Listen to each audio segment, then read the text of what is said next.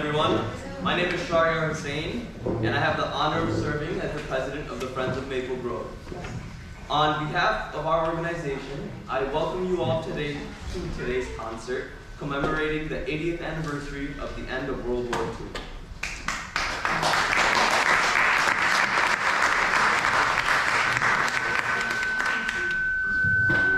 We are especially grateful to have Councilwoman Lynn Schulman with us this afternoon, and we thank her sincerely for joining us for this important occasion. After intermission, you'll hear a historic lecture and the usual dedication that we do at the start of our events. The lecture connects deeply with the sacrifices of the soldiers and the history of Maple Grove. But now, to begin our program, I invite everyone to please rise for the singing of our national anthem, the STARS-SPANGLED Banner. After the anthem, the Councilwoman will present a special proclamation in honor of Maple Grove's 150th anniversary.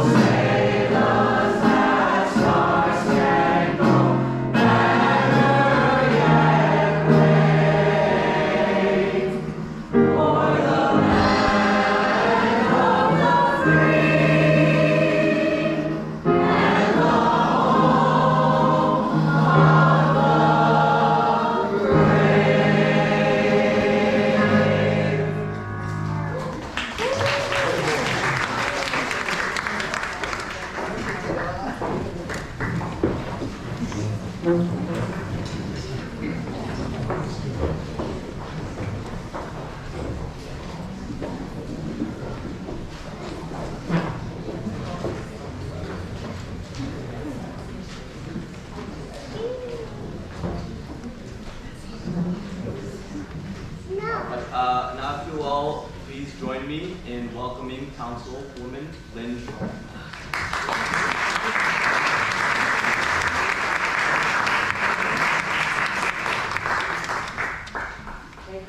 Thank you very much. I'm really glad to be here today. I'm, as he said, Councilmember Lynn Schulman. I represent District 29, which is Forest Hills, Kew Gardens, Richmond Hill, and a small piece of Regal Park. And it's such an honor to join you at Maple Grove Cemetery as we mark the 80th anniversary of the end of World War II. I especially want to recognize Dominic Citrelli. Is Dominic here? Right here, 104-year-old veteran of the Battle of the Bulge. My uncle fought in that battle, just so you know.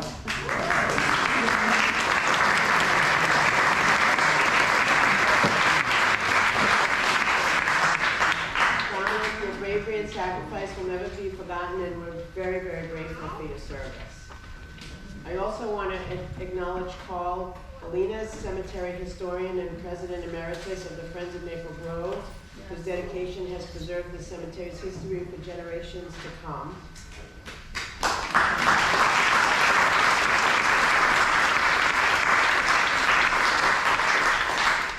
And this year is Maple Grove's 150th anniversary, a true community treasure.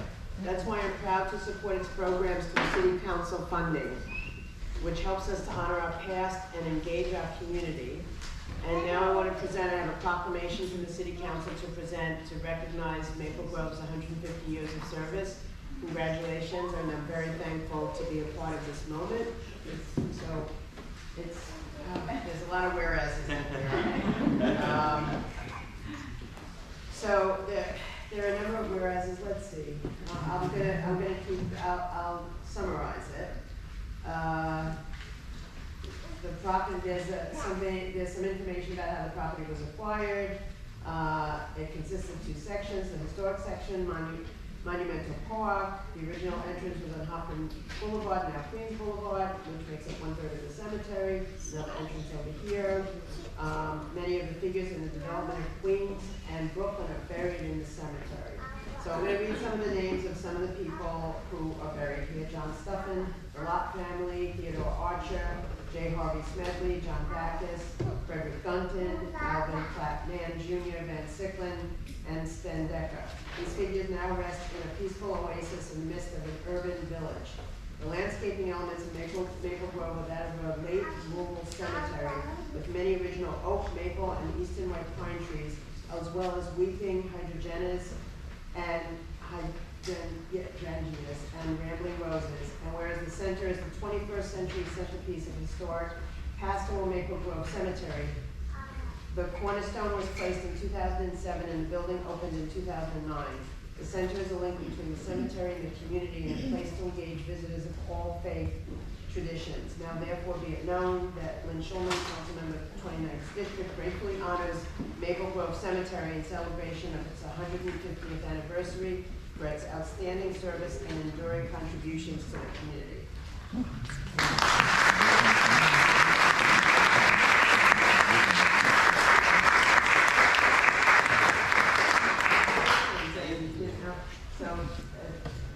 It's amazing. This is an amazing place. I'm very happy to give funding for it, and I plan to do so moving forward. So thank you very much.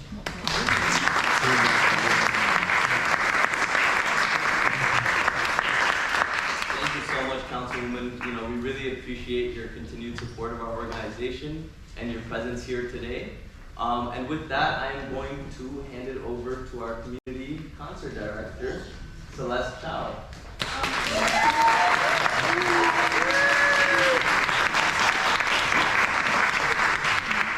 Too much, so some quick housekeeping. Please turn down your cell phones and your ringers. If you have to get up, please don't go down the middle. We are recording this concert, otherwise we have a big forehead in the middle of the and we have a few absences. Deborah Sturdy, unfortunately, is sick, so she won't be performing today. Nor is the Bertozzi family. Their grandfather, unfortunately, has gone to the hospital, so we're thinking of them. I hope they get better. And without any delay, we'll start the music.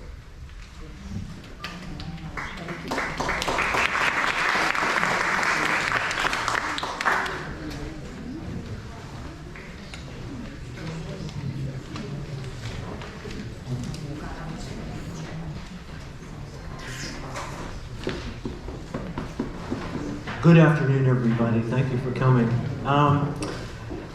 Woody Guthrie is not necessarily a person who people might associate with a pro-war sentiment, but as it happens, after Germany invaded Poland in 1939, he and a lot of his folk singing colleagues hitched their artistic wagon to the pro-war anti-fascist movement, and this song that we're about to sing, You Better Get Ready, is a product of that. It's a very deceptively simple song, but when I say deceptively, it incorporates elements of folk music, country music, narrative storytelling, and I think Negro spiritualism as well. And it's really meant to be a sing-along. So I'd encourage you to sing along if you are so inclined.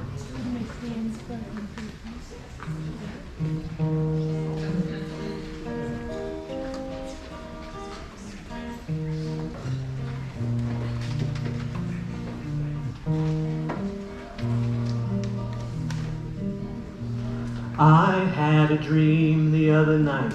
Sing on, brother, sing. About a war we've got to fight. Sing on, brother, sing. I dreamed the devil come to me and woke me up from out of my sleep. And here's what he said to me. Sing on, brother, sing. You better get ready, brother. You better get ready, sister. You better get ready, 'cause you know you gotta fight. You better get ready, brother. You better get ready, sister. You better get ready, 'cause you may be called tonight. Well, I raised up from out of my bed. Sing on, brother, sing. And to the old devil this I said. Sing on, brother, sing. Pray tell me, sir, what brings you here? Trifling, gambling, wine or beer? Or is my doomsday drawing near? Sing on, brother, sing. You better get ready, brother. You better get ready, sister. You better get ready, 'cause you know you gotta fight. You better get ready, brother. You better get ready, sister. You better get ready, 'cause you may be called tonight. Well, the devil opened up his big black book. Sing on, brother, sing. He opened it up and he took a look. Sing on, brother, sing. He read out Adolf Hitler's name and said, oh, the hell, just ain't the same. Compared to the fascist brother, I'm tame. Sing on, brother, sing. You better get ready, brother. You better get ready, sister. You better get ready, 'cause you know you gotta fight. You better get ready, brother. You better get ready, sister. You better get ready, 'cause you may be called tonight. Well, I pulled on my fighting pants. Sing on, brother, sing. And the devil of hell, he sung and danced. Sing on, brother, sing. He said, if you will win this war and drive the fascist out of the door, I'll never raise hell on earth no more. Sing on, brother, sing. Oh, you better get ready, brother. You better get ready, sister. You better get ready, 'cause you know you gotta fight. You better get ready, brother. You better get ready, sister. You better get ready, 'cause you may be called to fight. Oh, you better get ready, brother. You better get ready, sister. You better get ready, 'cause you know you gotta fight. You better get ready, brother. You better get ready, sister. You better get ready, 'cause you may be called tonight.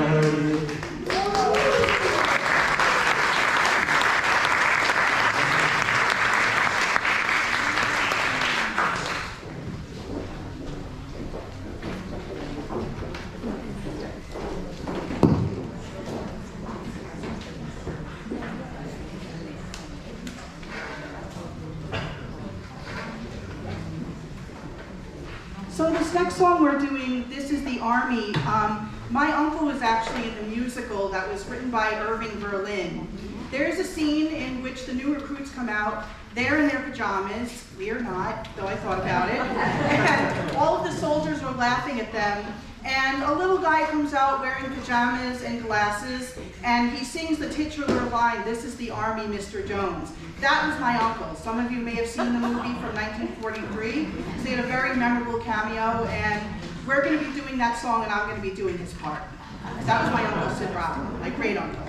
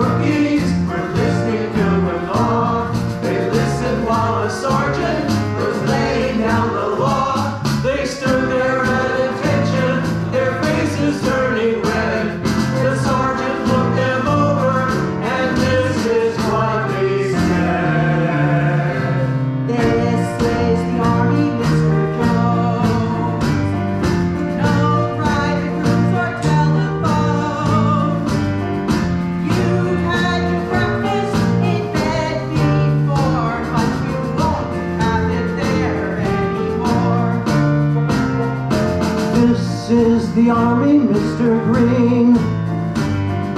We like the barracks nice and clean.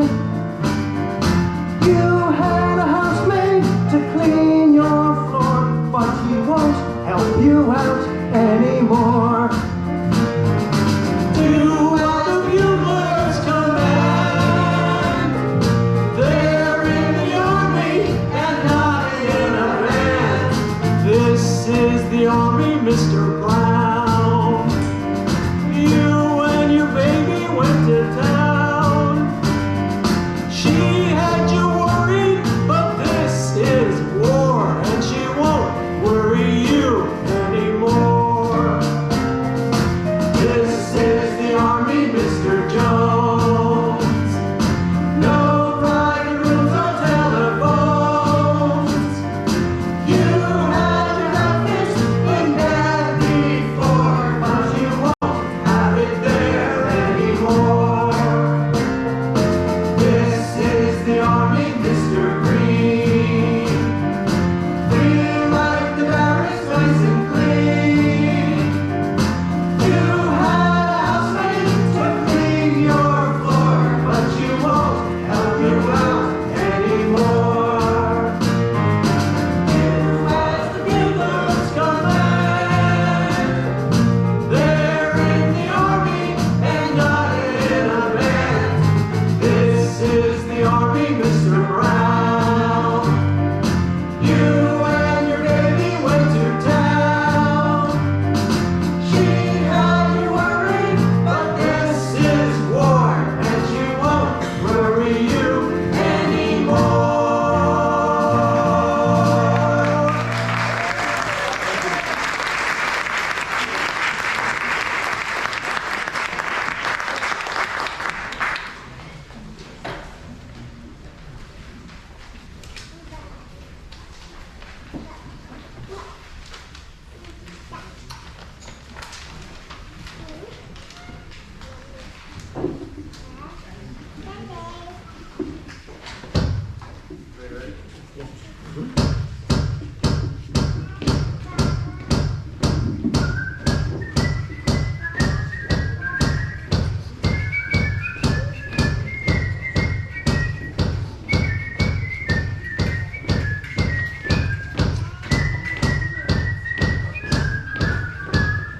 What do you do in the infantry? You march, you march, you march.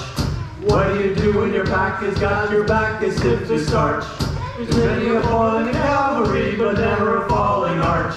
What do you do in the infantry? You march, you march, you march. What do you do in the infantry? You hike, you hike, you hike. What do you get in the infantry? A left, a right, a bike. The son of a gun in a single car is traveling on a bike. And what do you do in the infantry? You hike, you hike, you hike. The hard way, the hard way. Sweat till you get there the hard way. What do you do in the infantry? You win, you win, you win. What do you do in a victory? You move into Berlin. The rest of the army is riding, riding through a triumphal arch. And what do you do in the infantry? You march. 2, 3, 4. You march. 2, 3, 4. Oh, you march.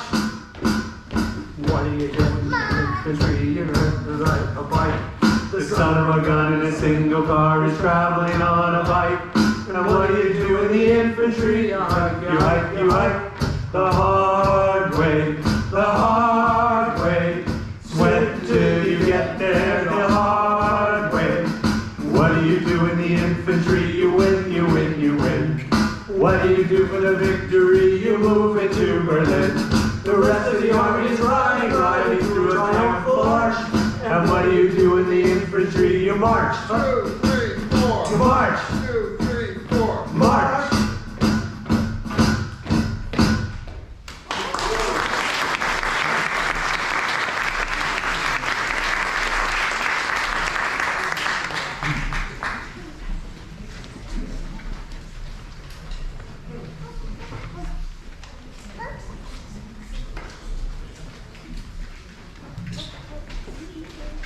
If you know the chorus, and I think you have the voice, or please join us in the chorus.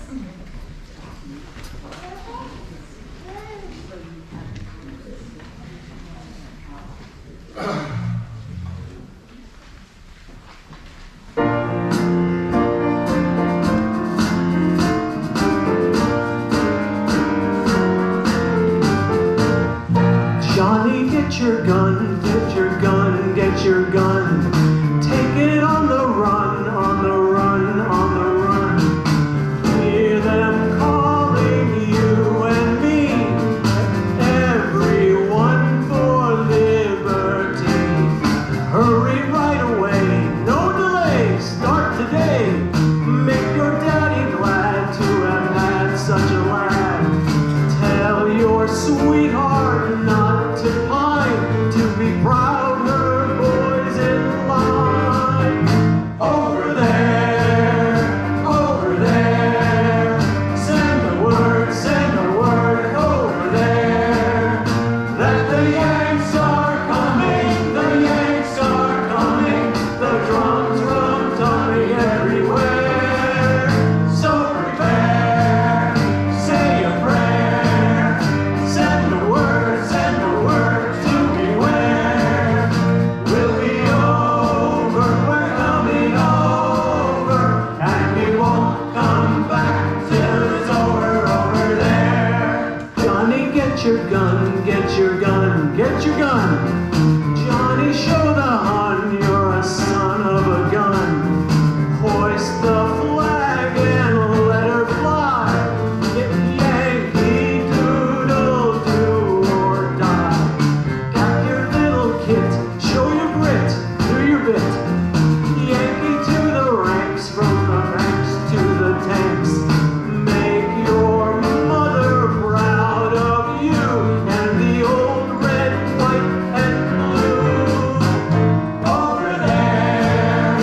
Over there, send a word over there, that the Yanks are coming, the Yanks are coming, the drums rum-tumming everywhere.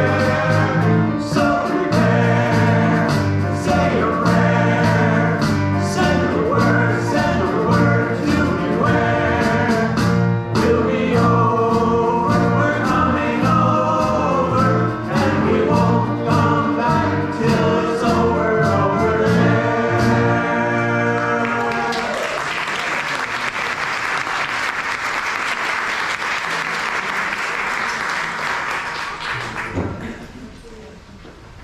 So we have a few special guests, Dominic Critelli, as you have read his bio, but also Seymour Schwartz. Right over there, he is a veteran of Iwo Jima and Okinawa.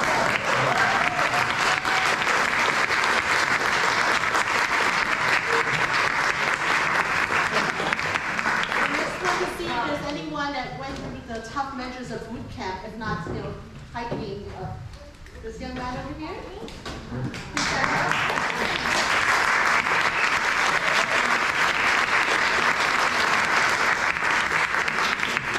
Because we were sweating and pumping while doing this, and we're just singing. Imagine having an 80-pound pack doing this. So thank you so much for your service.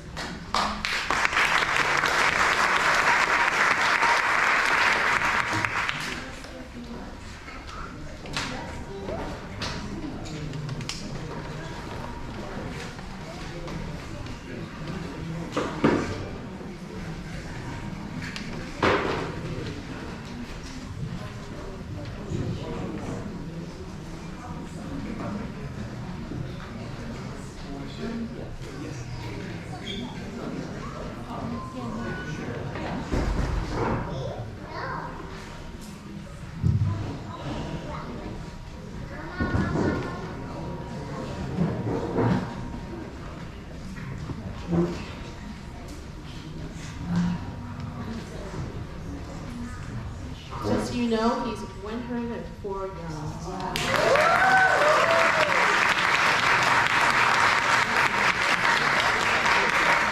And his 95-year-old baby brother, who's a veteran.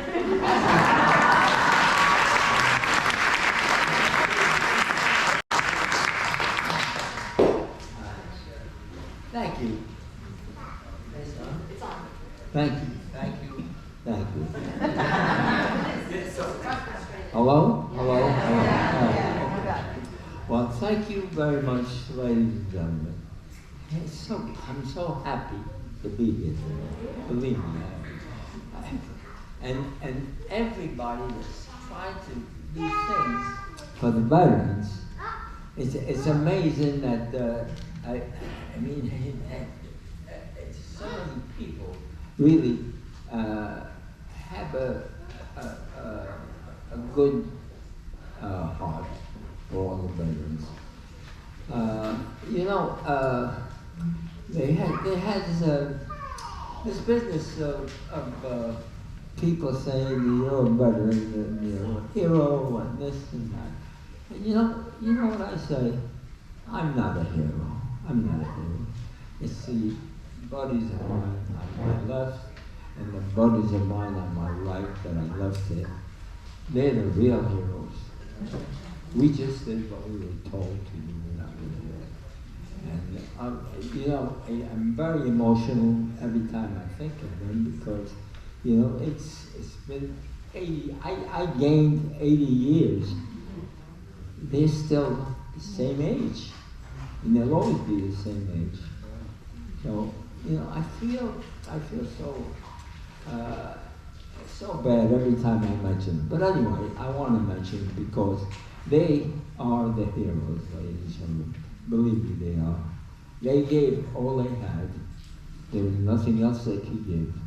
And sometimes I landed on the beach, and you know, and when I landed, the beach was black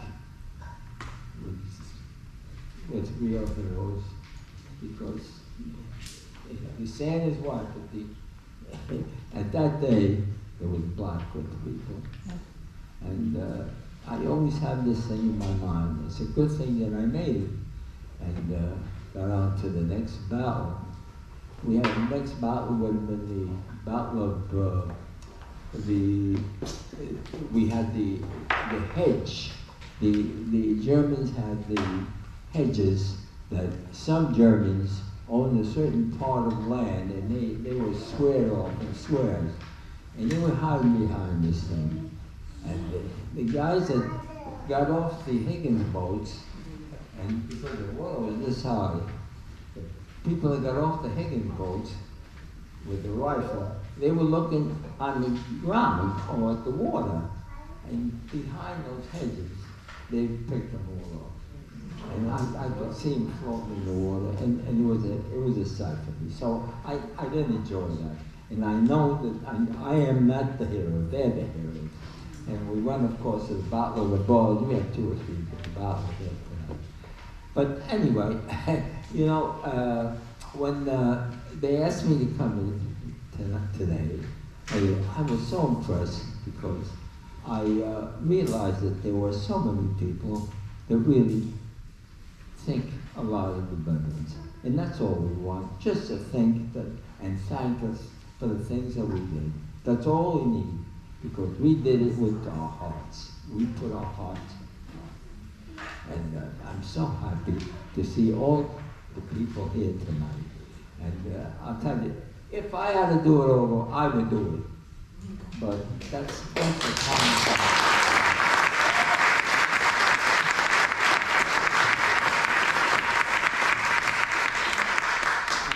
I'm 104 years old. 104. I hope to be 105.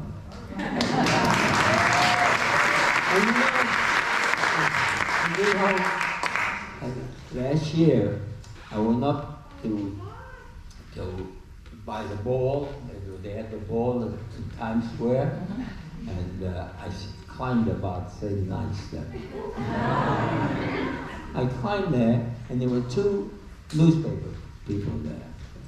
And he says to me, Sergeant, he says, you know, usually we have people that come up here and they have a wish. A wish. Do you have a wish that you would like?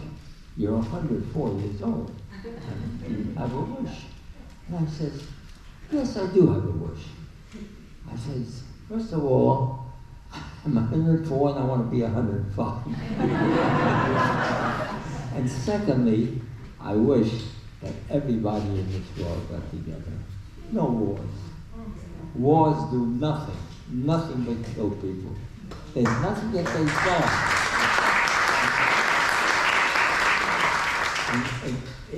It's you know, it's something that we really don't need if we get along together.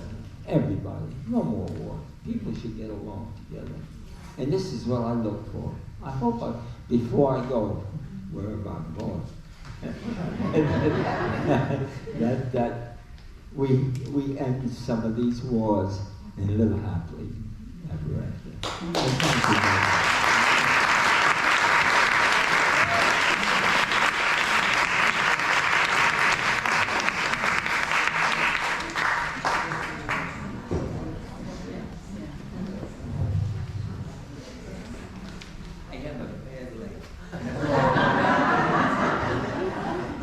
No marathon this year.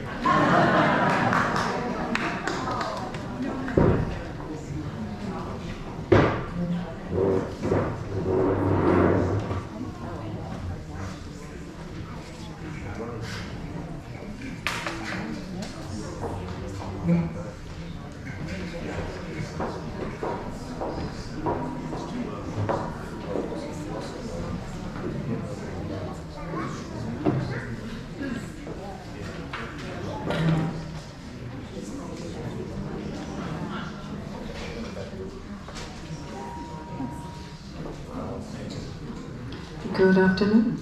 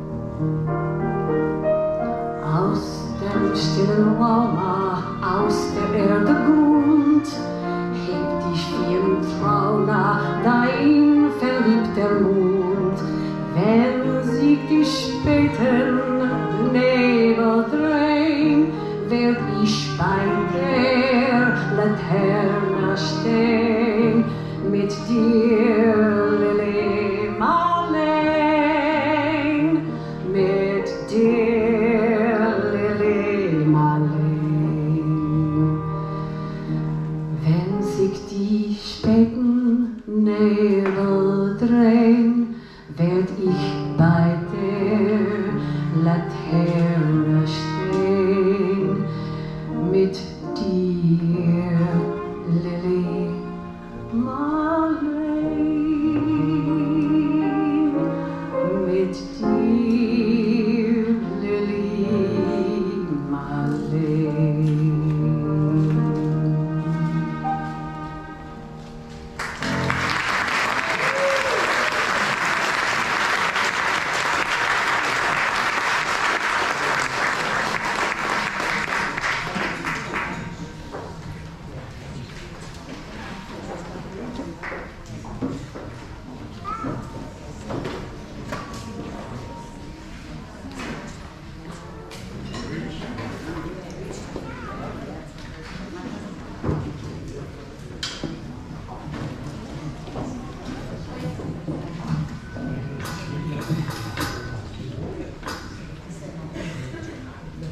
I'm going to stick to English.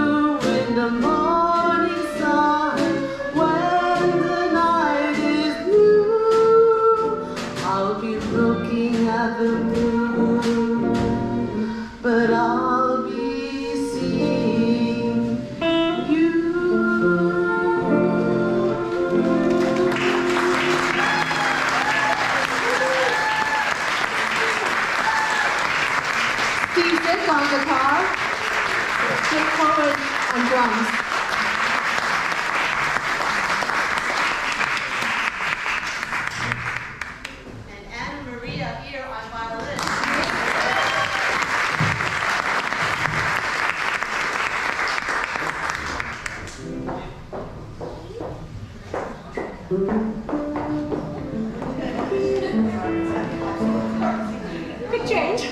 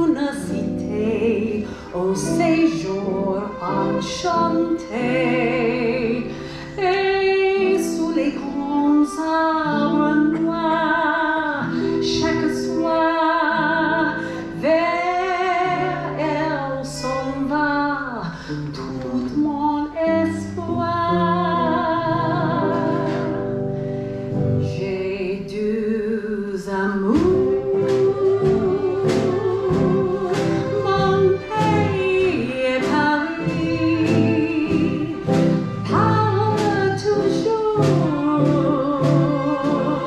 mon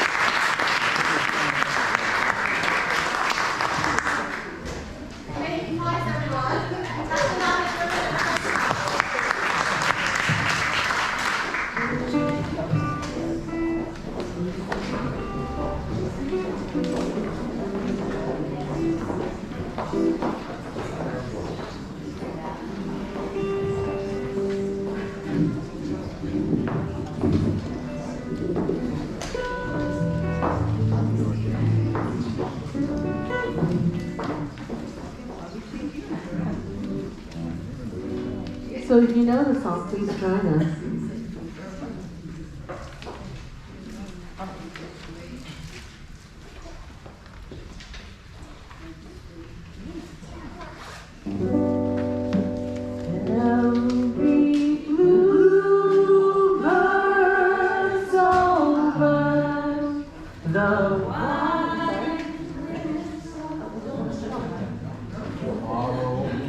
My bad.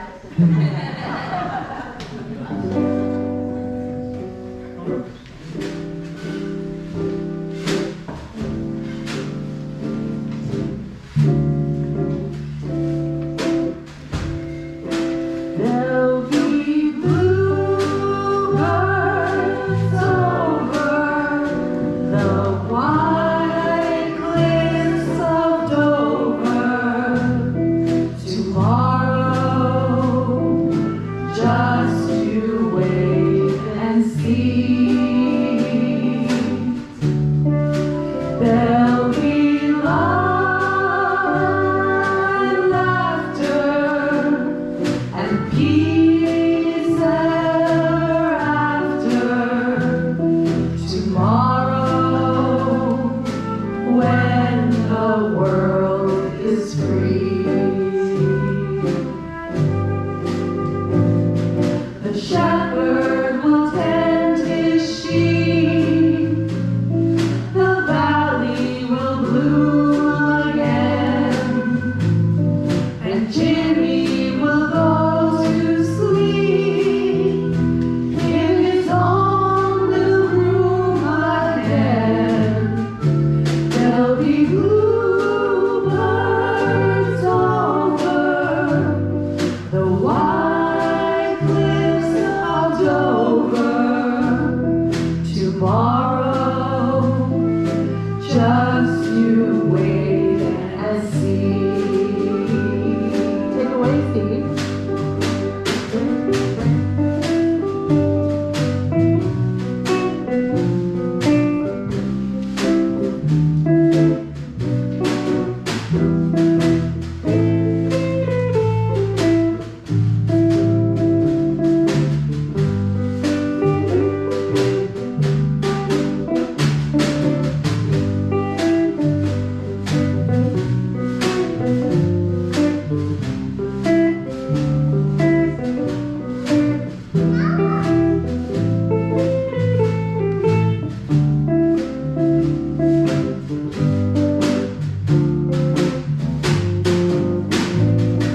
The shepherd will tend his sheep, the valley will bloom again, and Jimmy will go to sleep in his own little room again.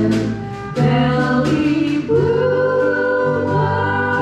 over the white cliffs of Dover tomorrow.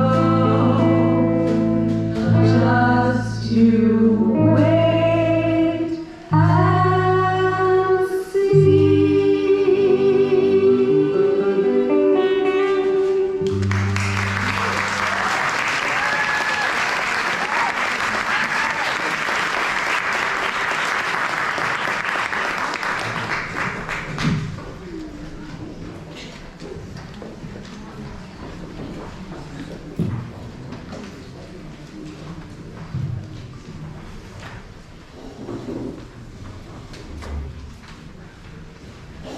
So good afternoon, everyone.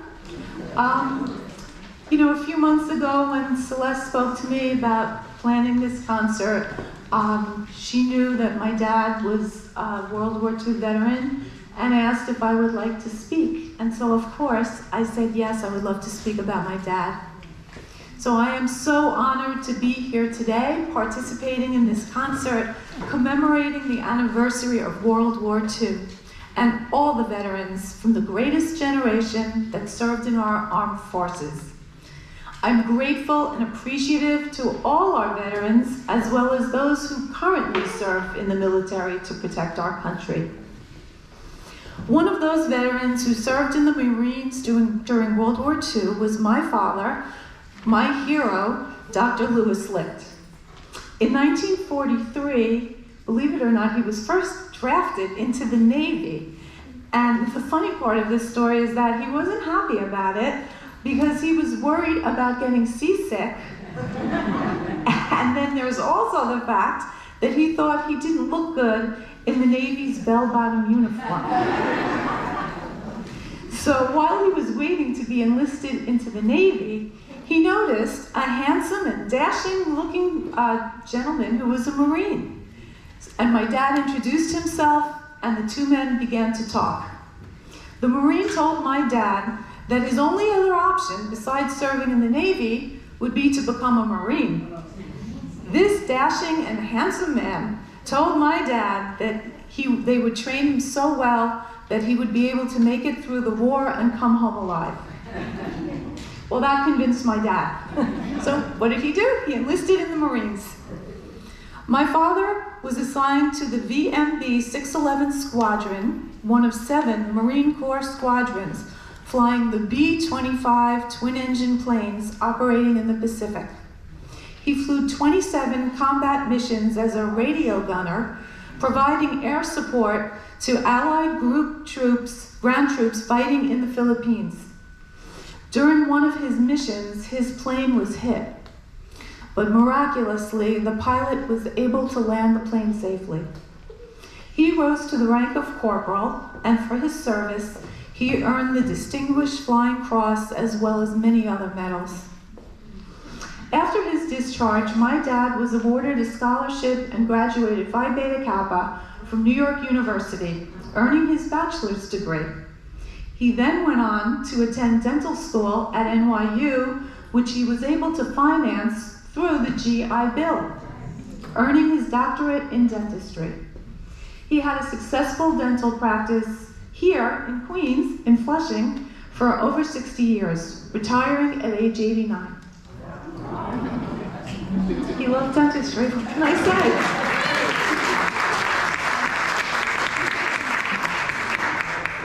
In 2016, my father was inducted into the New York State Senate's Veterans Hall of Fame by then State Senator Jack Martins for his heroic service during World War II.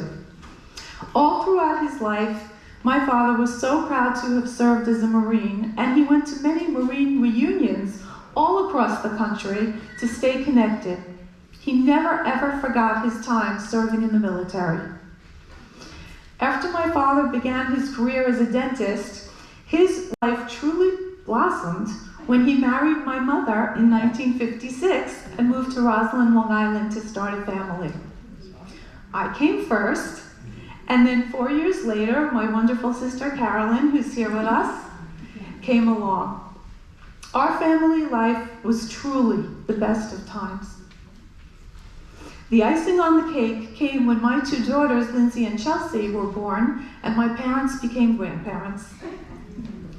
As I sing this 1945 song, It's Been a Long, Long Time, which was a big hit at the end of World War II, I'll be thinking of my dad and all the brave heroes who fought in the Second World War.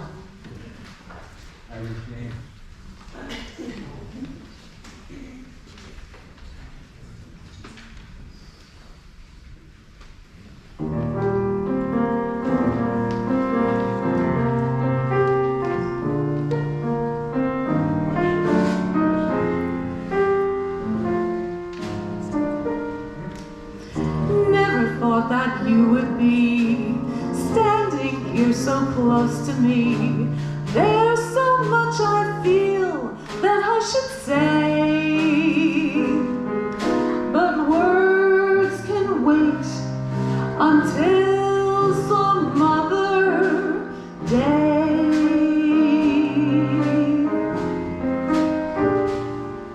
Just kiss me once, then kiss me twice, then kiss me once again. It's been a long, long time. Haven't felt like this, my dear, since can't remember when. It's been a long, long time. You'll never know how many dreams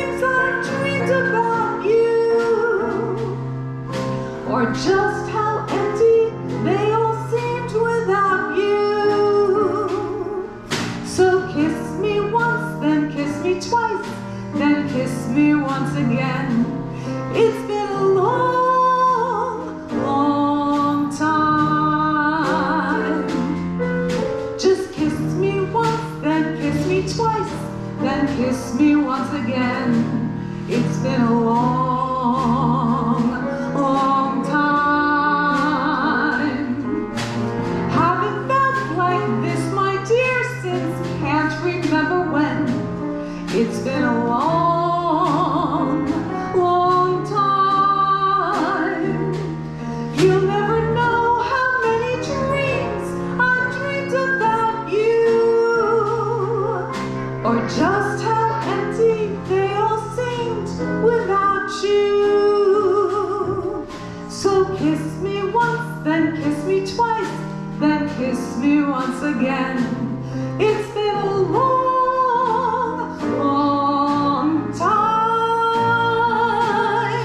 It's been a long, long time.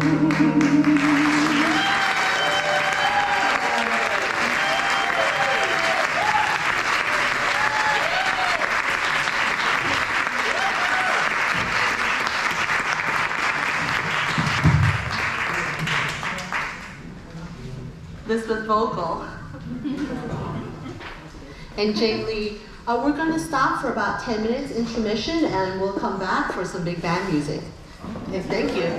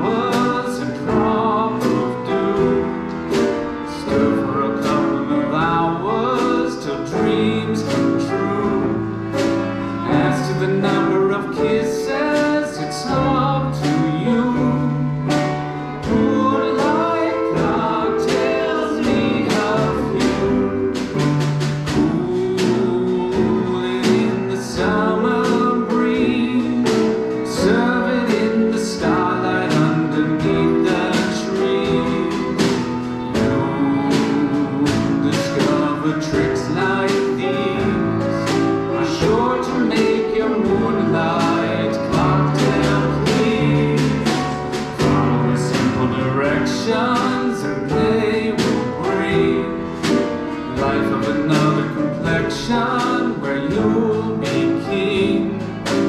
You will awake in the morning and start to sing. Moonlight cocktails are the thing.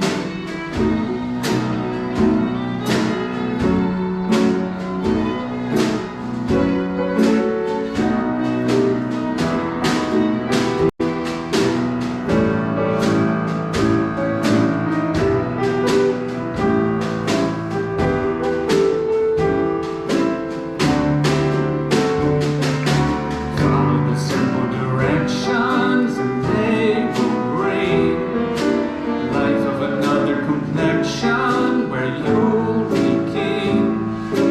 You will awake in the morning and start to sing. Moonlight cocktails are the thing.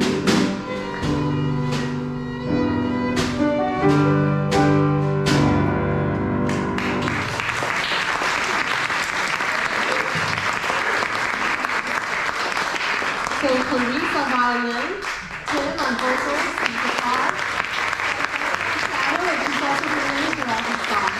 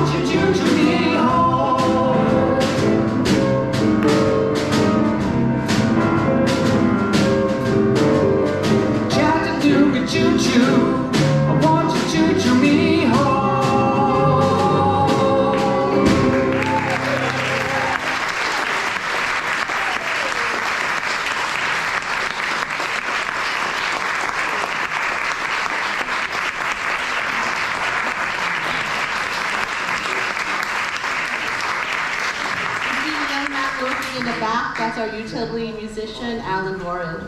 Thanks for coming.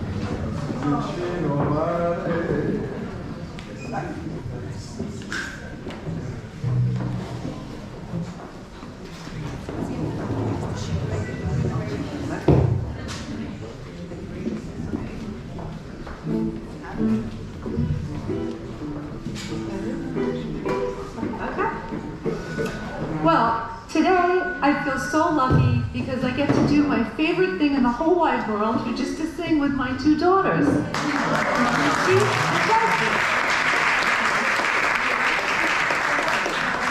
And we couldn't let this World War II anniversary concert go by without singing some hits by the Andrews Sisters, whose close harmonies have sold 80 million records. The Andrews Sisters became the most popular female vocal group of the first half of the 20th century and came to national attention through their recordings and radio broadcasts, most notably with their big hit by BIST in 1937, which was originally a Yiddish song. In the years just before and during World War II, the Andrews Sisters were at the height of their popularity, and the group still tends to be associated in the public's mind with the war years. They had numerous hits during these years, some of which had service or military themed. The most popular of these songs is Boogie Woogie Bugle Boy. We're excited to sing both of these songs for you.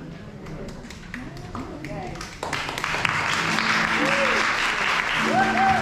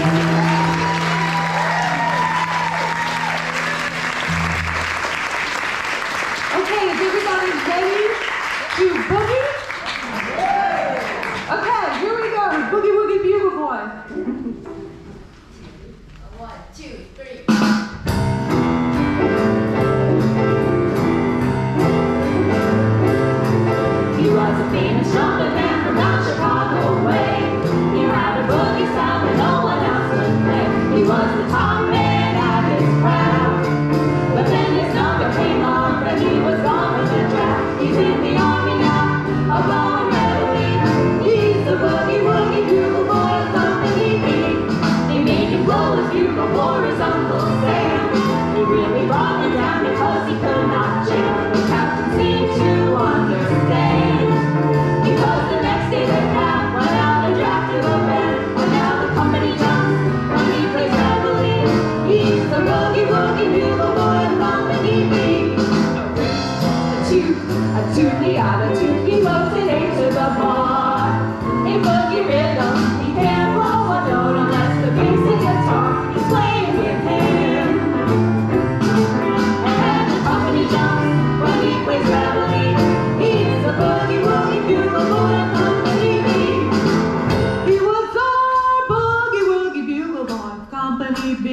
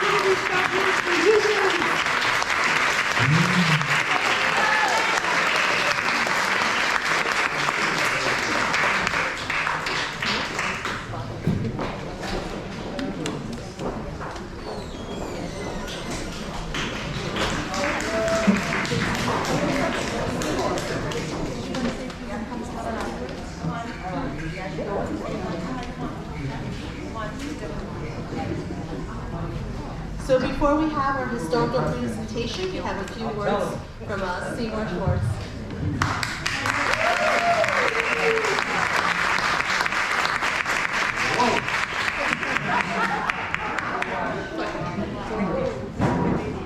I don't think I need a microphone. You could hold mine. I'm having a good time, and I can tell you are too.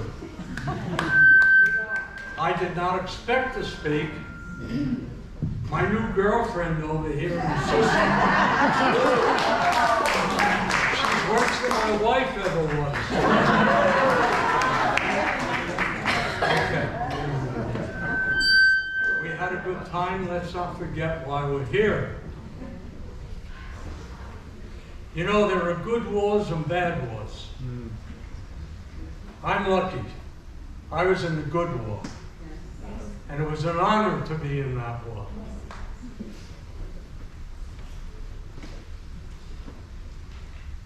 You know,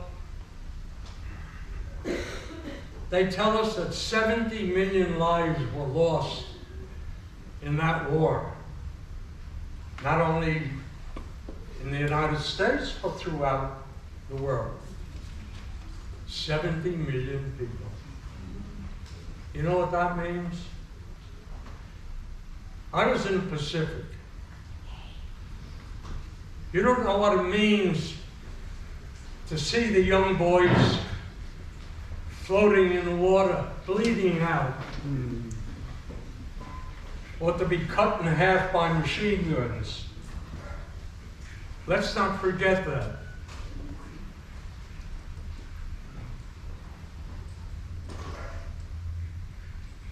I was in the Army, but when I trained as a combat engineer, they sent me in for special training, and to my surprise, I was shipped out to report to Admiral Chester Nimitz, who led the war in the Pacific. And he assigned me to the head of the amphibious forces of the Pacific that led all the island invasions. You have to understand what that means. Beginning all the way in the Solomon Islands and crawling up the far Pacific 10,000 miles away, you had the battles of Guadalcanal, Peleliu, Eniwetok, Kwajalein. You know what that means? How many people were sacrificed for that war? Sometimes we forget. But I'll tell you this. I was on the ship for that war, and my ship led the invasions, and we were hit by 3 kamikazes. At the end of the Battle of Okinawa, which a lot of people will tell you was the fiercest war that we ever fought, my ship had to go back to Pearl Harbor for repairs. And there was the hot sun, and I decided to go topside after breakfast. And all of a sudden we heard the bosun's whistle. And he said, "Now hear this.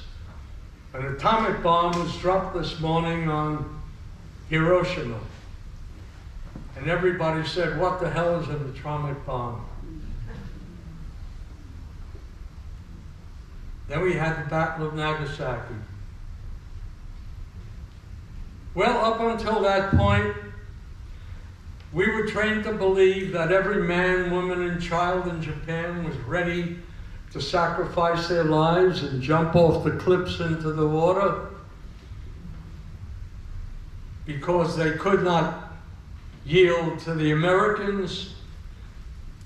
And we had visions of being stuck on their bamboo spears. Well, I was lucky I could do what I wanted. I had a special assignment.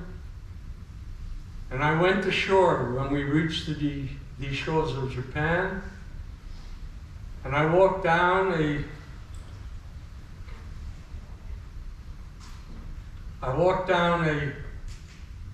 dirt road, and coming toward me was a young Japanese boy. His name was Ocham Nishiyama, 15 years old. He greeted me like a hero. I wound up having tea in the mayor's home.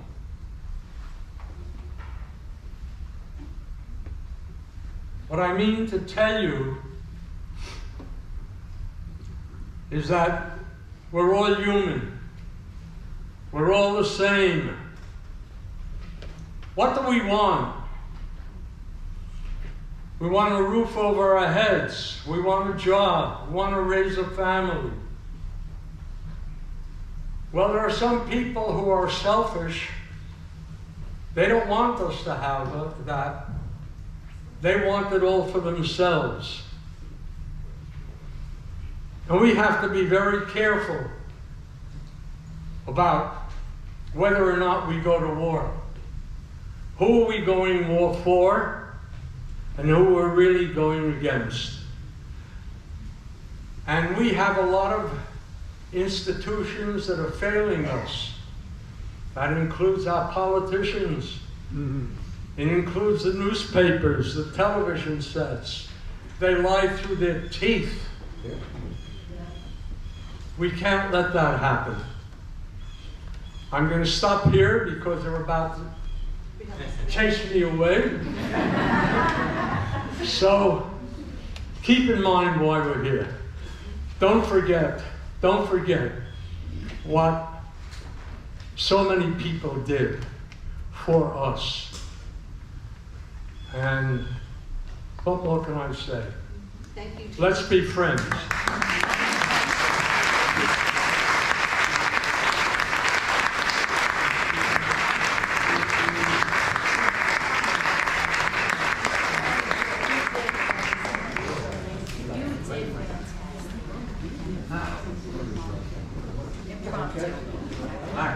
Good afternoon, everyone.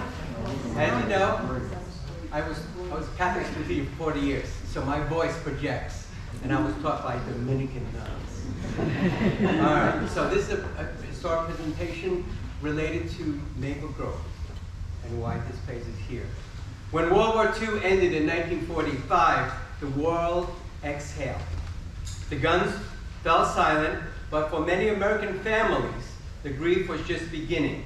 More than 280,000 of our soldiers had died on foreign soil, buried in temporary cemeteries across Europe, and the Pacific, North Africa, and Asia. Mothers and fathers, wives and sisters were left with a telegram, a void, and an aching question: will he ever come home?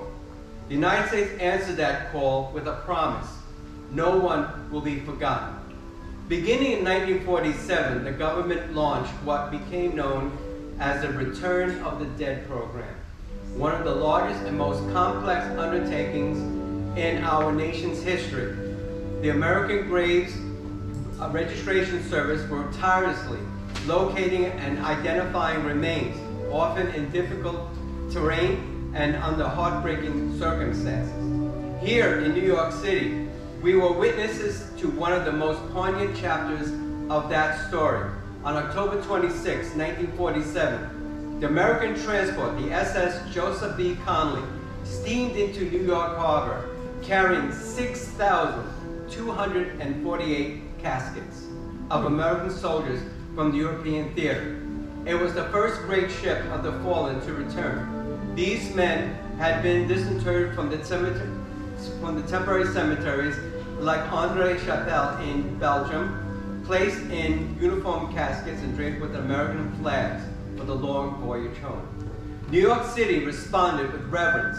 More than 400,000 people gathered along Fifth Avenue as a solemn parade moved northward, honoring not just the dead aboard that ship, but the hundreds of thousands who never returned.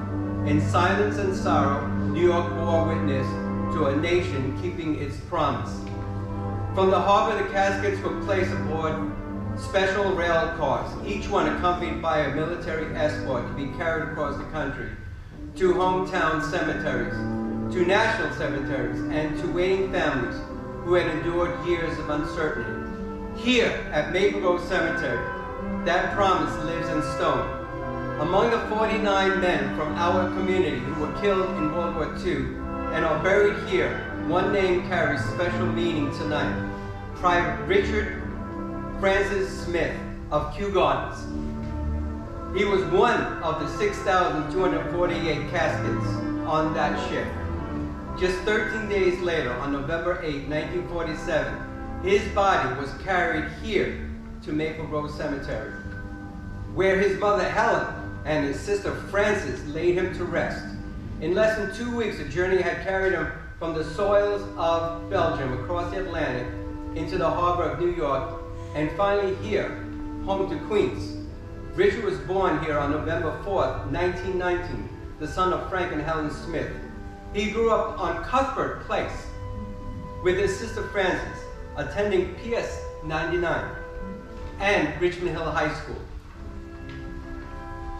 By 1941, he was working as a bookkeeper at the Chase National Bank, like so many of his generation.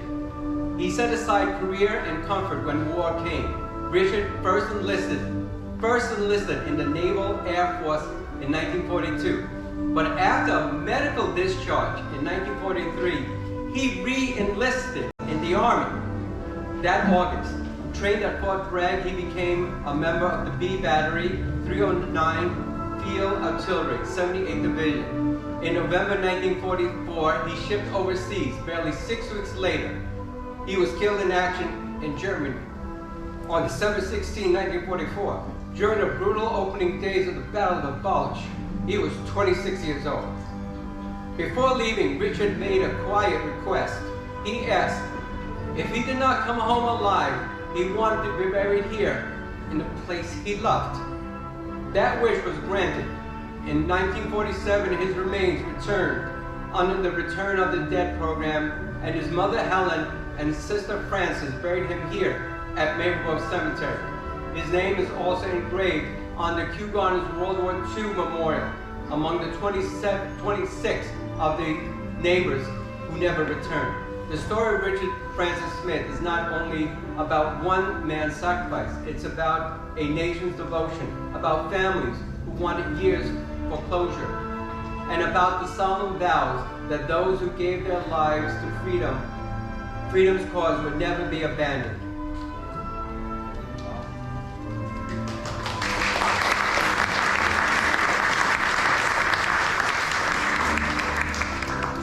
As we gather tonight in music and remembrance, let us hear not only the notes that celebrate peace, but also the echoes of that promise that no one will be forgotten.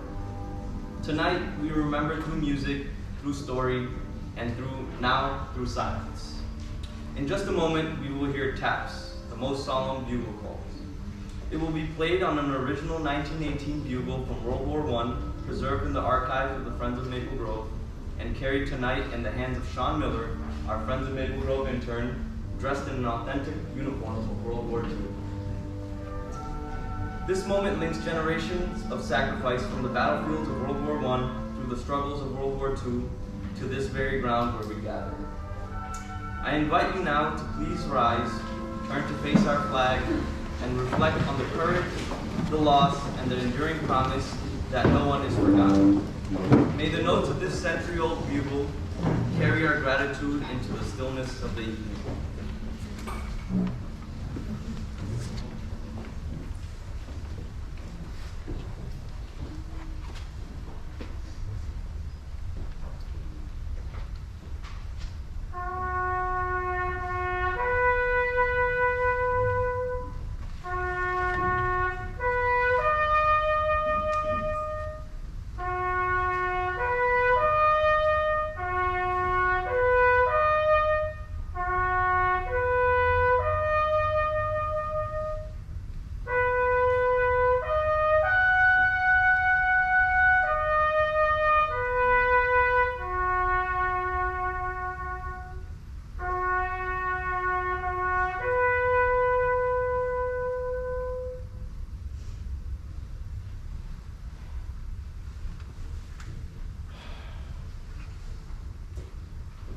May the memory of the fallen be our guide, their longing for peace our strength, and the freedom they secured our everlasting life.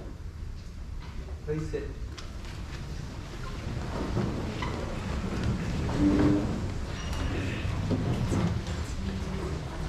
I just have one special announcement that I'm very proud to recite. 78 years ago, a memorial was raised in Kew Gardens to honor the young men of this community who gave their lives in the Second World War. Yet through the passing of time, that sacred memorial has been sadly forgotten, hidden in plain sight, without the honor and respect it so deeply deserves. Maple Grove Cemetery offered to take the memorial at no cost and place it where it could shine again, at the head of Lefferts Boulevard and Kew Gardens Road, at the entrance to this cemetery, where one of the fallen, Richard Francis Smith, is laid to rest.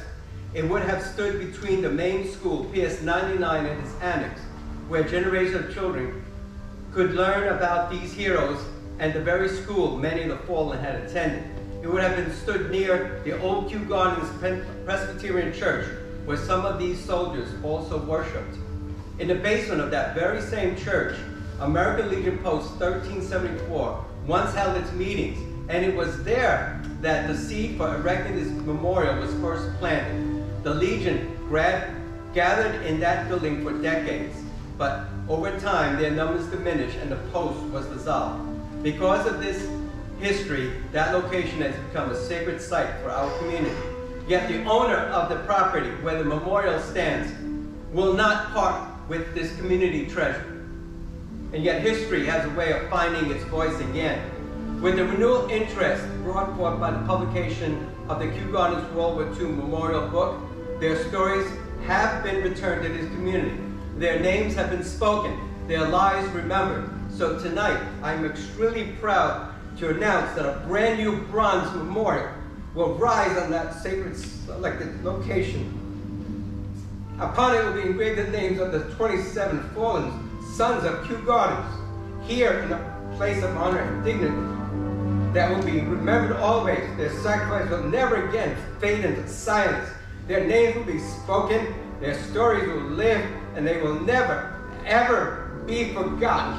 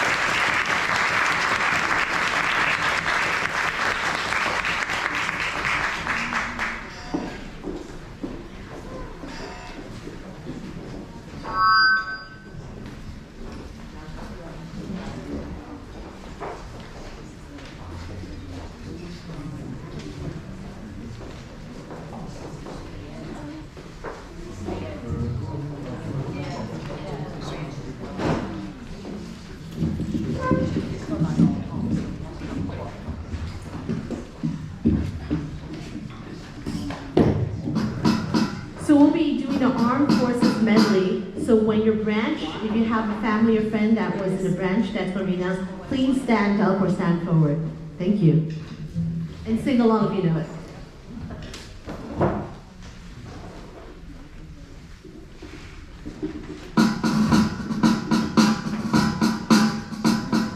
Army. Over hill, over dale, as we take the dusty trail.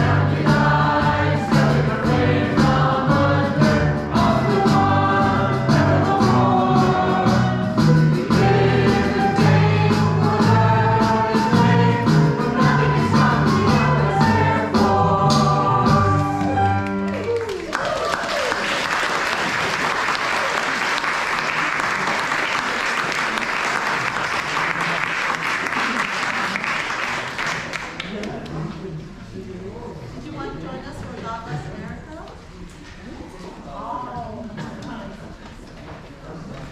Come on, Dominic, let's go.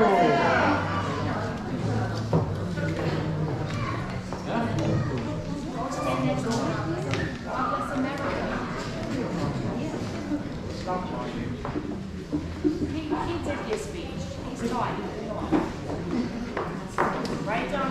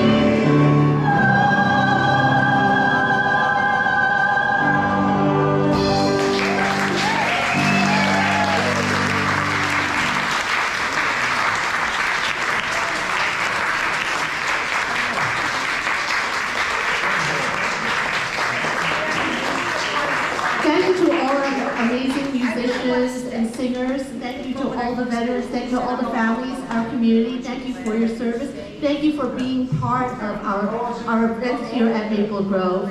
And it's wonderful to see such a wonderful full house help commemorate such a special day. Thank you so much.